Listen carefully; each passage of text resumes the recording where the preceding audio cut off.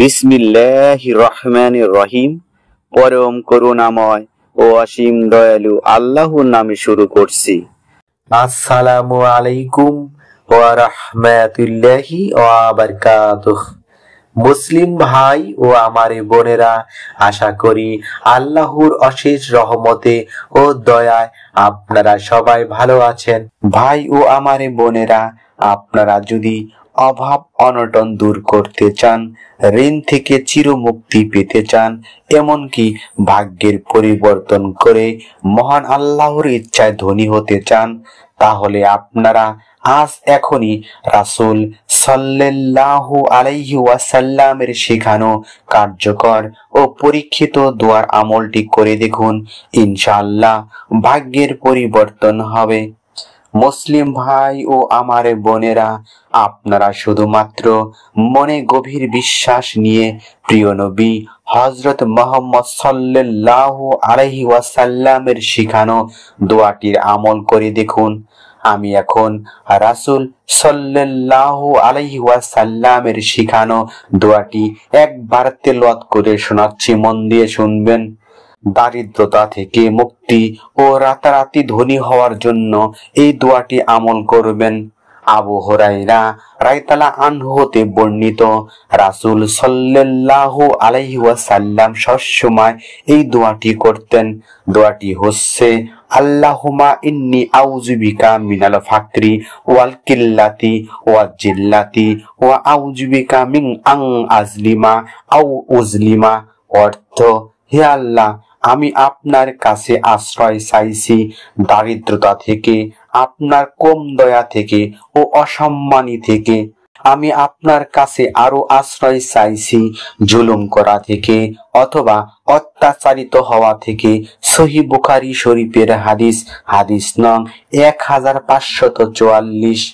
মুমিন ভাই ও আমার বোনেরা, রিজিকের মালিক মহান আল্লাহ, সুতরাং মহান আল্লাহর কাছ থেকেই রিজিকের প্রাচুর্যতা চেয়ে নিতে হবে।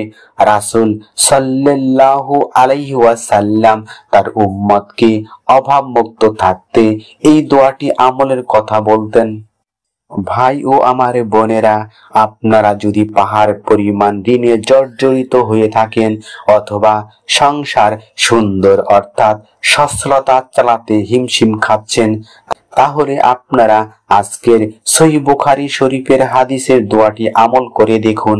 ইনশাআল্লাহ মহান আল্লাহ চাহেন তো দোয়ার আমলটি করার বিনিময়ে আল্লাহ আমলকারীর ধন সম্পদ টাকা পয়সার অভাব দূর করবেন। শুধু তাই নয়, দোয়ার আমলটি যদি করেন, চোখের পলকে লক্ষ লক্ষ টাকার মালিক হতে পারেন। মহান আল্লাহর ইচ্ছায় আকাশ থেকে বৃষ্টির মতো ধন সম্পদ টাকা পয়সা আসতেই থাকবে। এমনকি আমলটি করার পর মহান আল্লাহ খুশি বা সন্তুষ্ট হয়ে মহান আল্লাহ তার গুপ্ত ভান্ডার থেকে অথবা যে কোনো উছিলায় এমনকি বৃষ্টির মতো টাকা দান করবেন ইনশাআল্লাহ।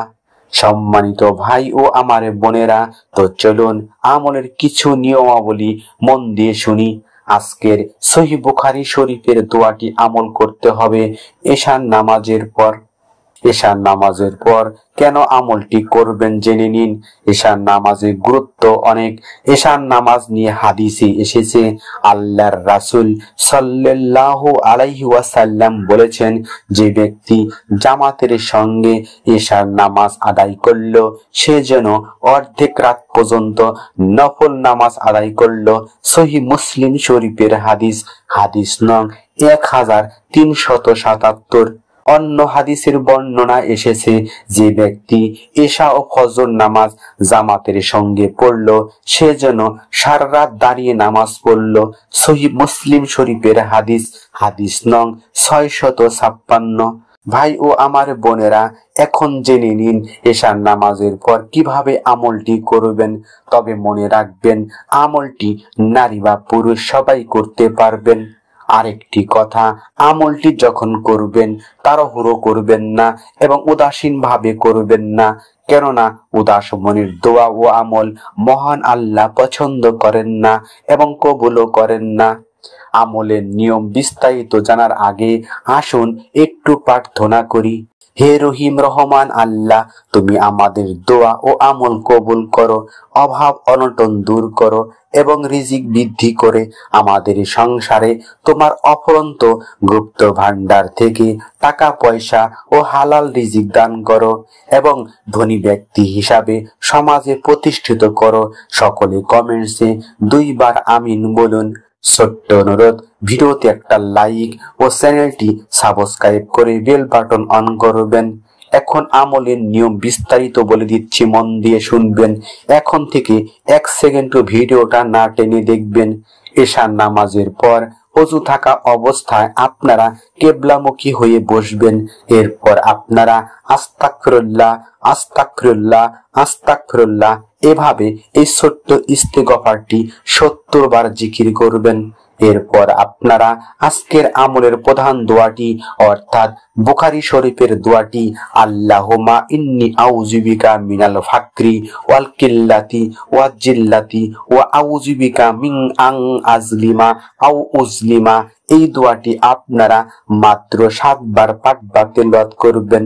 তারপর আপনারা রাসূল সাল্লাল্লাহু আলাইহি সাল্লামের উপর দরুদে ইব্রাহিম আল্লাহুম্মা সাল্লি আলা মুহাম্মাদিন ওয়া আলা আলি মুহাম্মাদিন কামা সাল্লাইতা আলা ইব্রাহিমা ওয়া আলা আলি ইব্রাহিমা ইন্নাকা হামিদুম মাজিদ।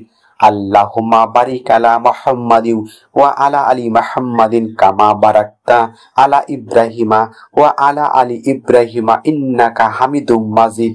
এই দরুদে ইব্রাহিম আপনারা 3 বার পাঠ বা তেলাওয়াত করবেন, অথবা আপনারা ইচ্ছে করলে সবচেয়ে ছোট দরুদ সাল্লাল্লাহু আলাইহি ওয়াসাল্লাম সাল্লাল্লাহু আলাইহি ওয়াসাল্লাম সাল্লাল্লাহু আলাইহি ওয়াসাল্লাম, এই ছোট্ট দরুদ শরীফটি 11 বার পাঠ বা তেলাওয়াত করবেন।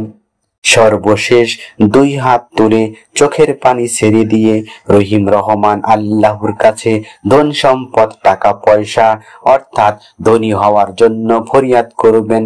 আল্লাহ, তুমি সবার দোয়া ও আমল কবুল করো, আমিন সুম্মা আমিন। আসসালামু আলাইকুম ওয়া রাহমাতুল্লাহি ওয়া বারাকাতুহু।